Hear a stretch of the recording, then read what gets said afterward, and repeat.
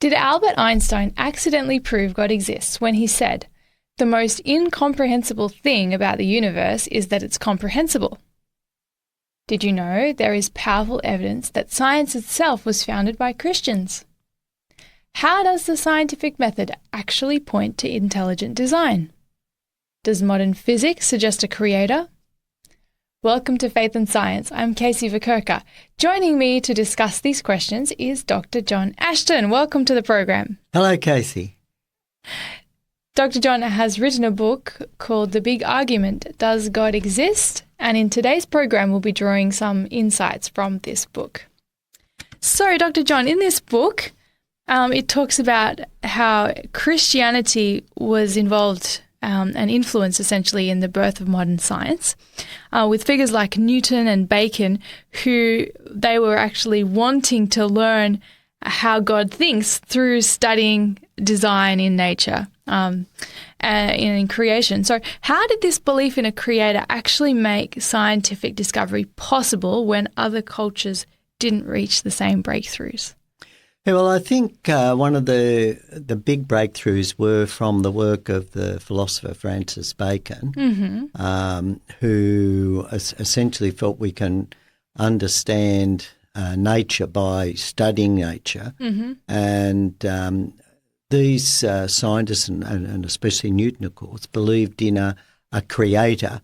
So the concept was that a creator God who had made the moral laws, the codes like of the Ten Commandments, and had laws and talked about laws in the Bible. They were listed health laws, these sort of things had been given through to the people through inspiration, that there would also be laws, the similar laws governing the operation of nature itself.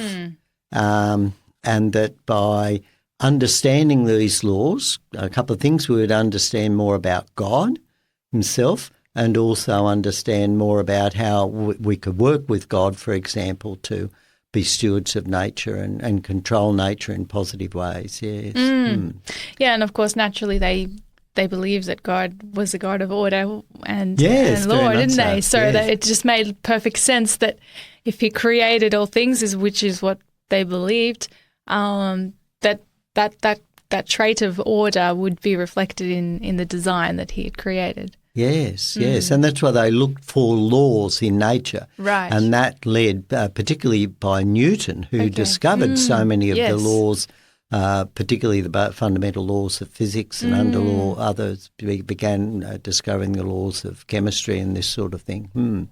So very much so. And this thinking was very different to other cultures around the world. There were many animistic cultures where they worship nature itself, and so nature was their God and so forth. But for the Christians, the God was outside nature, and therefore he could be a designer of nature, whereas the animistic religions were very limited in this way. Other pagan religions, of course, thought that that the universe itself and everything was changing, and so there was in a constant state of flux. So it wasn't worth studying anything because things could be different next time. Yes. And so the breakthrough based on the Christian creator view of the world, or the Judaist view of the world, led to the basic foundation of science, and was the men, largely men, who believed in a creator and began studying and looking for these laws that laid the foundations of science. So, for example, they were great Christians, mathematicians, and they were very, very strong. Some of them, wrote quite a bit in the area of Christianity. For example, Newton wrote commentaries on the books of Daniel and Revelation, and they, really understood. So he understood the evidence from the Bible prophecies as well. And James Clerk Maxwell, another great mathematician who, developed the kinetic theory of gases, and so forth, and the laws of field theory, discovered that light was a combination of electromagnetic fields. Very, very strong Christian, very, very strong creationist. Very interesting to understand that as a background for science, because today it's a very different world in terms of how science is thought about, and there is a big push and a big focus. It's pretty much the norm that science is considered as separate and distinct from any idea of God, and so the idea of scientific materialism really dominates modern science. And the idea of having a design or designer or even purpose in what we see around us is almost like it's obliterated in terms of modern thought. So what specific evidence do you see in nature that really points to an intelligent designer rather than random chance? Right, well, I think this whole view of changing from belief into a creator into this position that that there is no God, that everything can be explained in terms of some sort of natural process, was largely the result of Darwin's theory. Because what up till that time, up to the mid 1800s, pretty well, most leading scientists believed in a creator, or a number of them were becoming atheists. And I think there was a resentment against the power and control that the church had, and some were looking for excuses to, prove the church wrong. Right. And so there was, and also there was an acceptance of atheism. It was okay to believe. Now, in this particular setting then, as people began looking for challenges to the biblical position, we had high criticism of the Bible develop. For example, where people were looking to try find fault with the historical account or find fault with the prophecies, these sort of things. They were looking very hard to somehow discredit the Bible.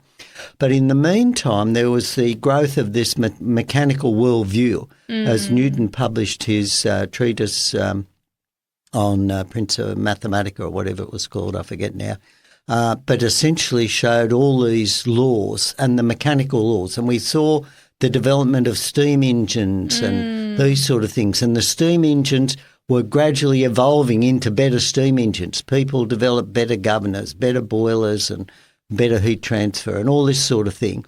And there was this process of evolution occurring in the development of machines. And this machine view of the world sort of really, everybody was talking about it. And so Darwin was in this environment where this machine worldview was being developed and people were talking about. At the same time, we had a massive movement of people from farms into the cities to get work now, because there were the development of the cotton mills and this sort of thing. So hand spinners went out of business. There were machines now that, could plough the fields, all these sort of things. And so there was a movement into the cities. There was this intense then competition to survive, and people were writing about this as well. And so what Darwin did was by developing his theory of evolution and ideas he took in from other people as well as his own observations, but he wrote about it, he provided a mechanical explanation for how life came to be. And this really empowered those people, and particularly scientists that wanted to discredit the Bible, get rid of the power of the church, establish that, there isn't really a God, said, hang on, everything can be explained materialistically. And that began to really, really take hold and develop, and particularly through the 20th century, till we get to the point where these days to counter it is not likely to be accepted. The worldview now is scientism, as we've talked before, that the science can explain everything. But one thing we need to remember is that science can only explain the physical world. Right, so anything that's outside of the physical world, metaphysical, is really not the realm of science to talk about or discuss, because it doesn't have even a power to test that. No, but it doesn't mean that a metaphysical existence isn't real, or that that a spiritual, non-physical existence isn't real. So to deny it is a metaphysical position. To accept it is a metaphysical position. And scientific research or observations can't really be used to define which is real. So when we talk about evidence for intelligent design, then we would see things in nature that look like they have design features, but the question of their existence has to be answered from a point of view outside of science, as opposed to science dictating what caused the design. Right, and that's the argument there, and I guess.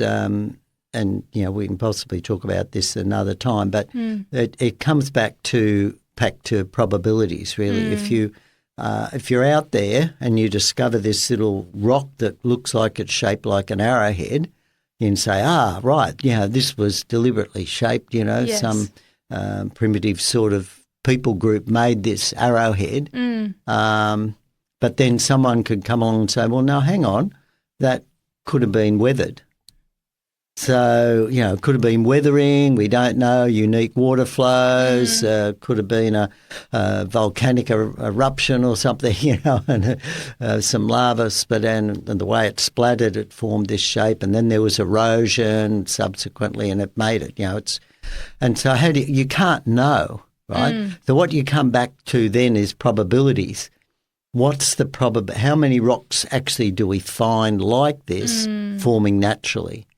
But it's still not proof that it was. We just say, well, hang on, no, there's a high probability that natural processes won't produce a rock like that. Therefore, we believe it was a result of man-made, intervention, carving and shaping that rock. So do you think then, obviously there's been very prominent scientists like Carl Sagan who have made metaphysical sort of claims sort of guised in scientific language.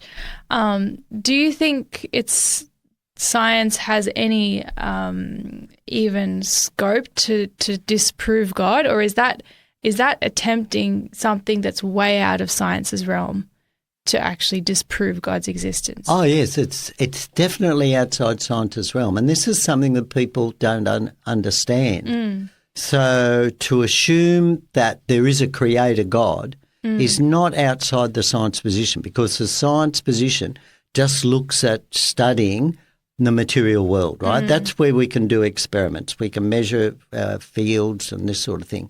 We can't measure the spiritual area, the non-physical existence, right? And that's why we struggle to explain and understand consciousness, for example. We can understand the brain, right? We can, cut it up, we can section it, we can measure electrical voltages and so forth. But we can't explain consciousness itself, and we can't really understand mind. And so when people like, Carl Sagan make statements like, the universe is all that there is, all that there was, and all that there ever will be, the material universe. And people say, well, wow, that must be right. That's just his view. It's just his particular belief. It's not based on any evidence, any actual scientific evidence, because he can't know. Can't measure it. He can't know that there was nothing before the universe, no one was there that we know of. And this sort of thing. And so people need to realise that that's just a metaphysical statement about a metaphysical thing based on his particular faith position. And so it's equally viable for a scientist to say, well, hang on, I believe that the universe was brought into existence by a supernatural, spiritual, non-materialistic creator. And that's a valid position, and no one can actually disprove that. That same sort of argument. Thank you for sharing those thoughts. Very, very fascinating to try and wrap your mind around the distinctions here, which are really important. Where science has its place, and also the idea of faith in a position for the more metaphysical kind of questions. So thank you so much for sharing. Have you ever struggled with doubts about God's existence or known someone who has? What helped you through it? Share your thoughts and stories in the comments. Your journey could inspire someone else who's searching for answers.